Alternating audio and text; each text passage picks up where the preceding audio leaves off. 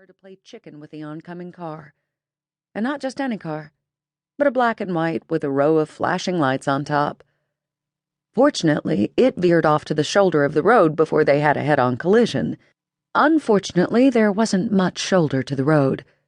In her side mirror, Bree watched in horror as the sheriff's car sideswiped a couple of fence posts before coming to a dust-spitting stop. It didn't stay stopped for long. In a spray of gravel and sagebrush, the patrol car whipped around and, with lights flashing and siren blaring, came hauling butt after them. Or not them, exactly. Elvis quickly slowed and pulled over. Bree was the only one who kept going, and she wasn't sure why. Part of it was that she wasn't willing to cause her family any more embarrassment by getting a traffic ticket. The bigger part was the same thing that had gotten her in trouble in the first place, the screwed-up thing inside of her that seemed to feed on pure adrenaline and danger. And there was no doubt that being chased by the law was adrenaline-pumping and dangerous. It didn't help that about then a Miranda Lambert song came on the radio, and Miranda could make any good girl go bad. Bree's heart kicked into overdrive as the smart car inched back up to 90. Of course, the roller skate-sized vehicle was no match for the black and white cruiser, even if the cruiser had a crumpled hood and dragging front bumper. Within seconds, it pulled up behind her. She glanced in her rearview mirror. The man sitting behind the wheel looked like a typical Texas law officer. A tan Stetson was pulled low on a pair of mirrored aviator sunglasses.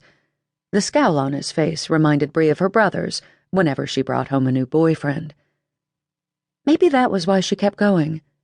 She'd had to deal with arrogant men all her life. She didn't have to deal with this man. At least she didn't if she didn't stop. She might not be able to outrun him, but at 40 miles to the gallon she could outlast him. Unfortunately, he turned out to be the type of man who didn't care to follow.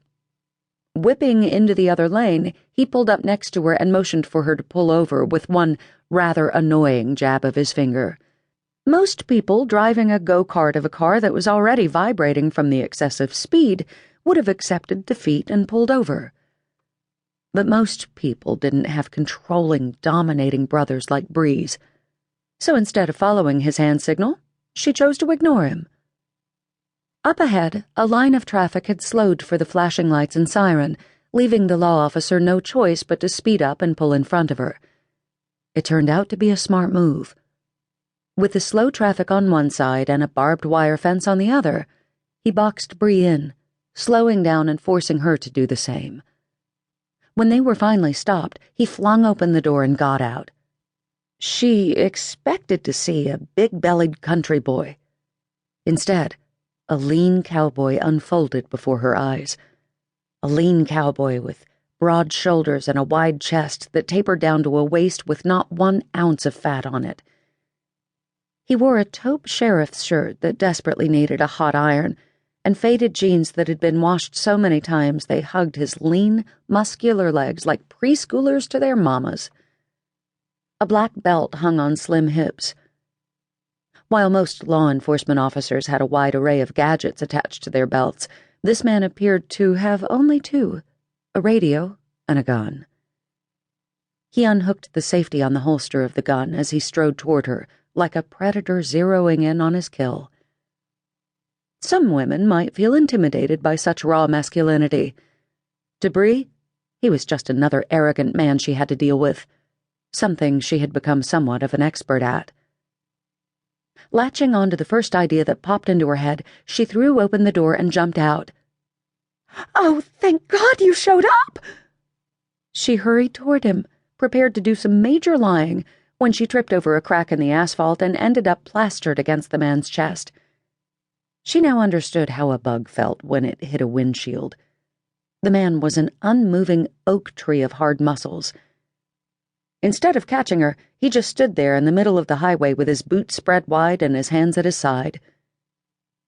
Even in heels, Bree had to tip her head way back to meet her reflection in the twin mirrors of his sunglasses. She didn't exactly look like a scared woman. Her Granny Lou's straw gardening hat, also part of Bree's getaway disguise, sagged in loopity-loops around eyes that sparkled.